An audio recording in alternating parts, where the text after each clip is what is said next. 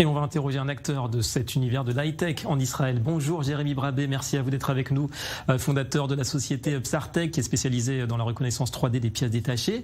Et donc vous soutenez ces grèves, on vient de les voir, contre les réformes. Vous n'avez pas pu vous rendre à la manifestation ce matin, vous y seriez allé autrement?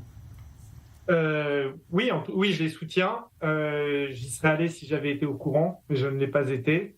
Mais je le soutiens, effectivement. Alors pourquoi justement? Expliquez-nous un petit peu. Alors, si vous voulez, il y a plusieurs choses dans les réformes et dans les réformes que veulent mener le nouveau gouvernement, que ce soit la remise en cause de la séparation des pouvoirs entre le pouvoir législatif et le pouvoir judiciaire, avec la possibilité d'aller à l'encontre d'une décision de la Cour suprême avec une majorité simple, ce qui, à mon sens, est assez dangereux. Par ailleurs, il y a des questions aussi, une réforme qui souhaitait être avancée, qui permet à tout commerce d'interdire à des gens de la communauté LGBT,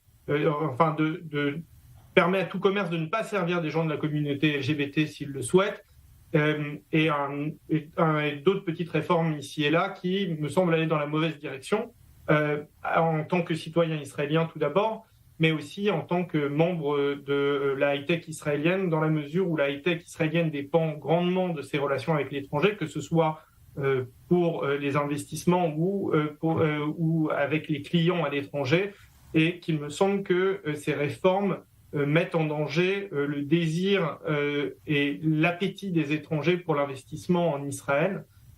Quand on investit dans une société, on investit dans son contexte. Et un contexte où il y a un affaiblissement de la séparation des pouvoirs, et un contexte où potentiellement il y a la possibilité de mettre à l'écart des minorités, ça me paraît être une mauvaise chose. Et d'après ce que je comprends, c'est une aussi mauvaise chose pour les investisseurs étrangers. Il y a des bruits qui courent sur le fait que les dossiers de start-up israéliennes sont mis en stand-by, donc en attente chez les investisseurs américains.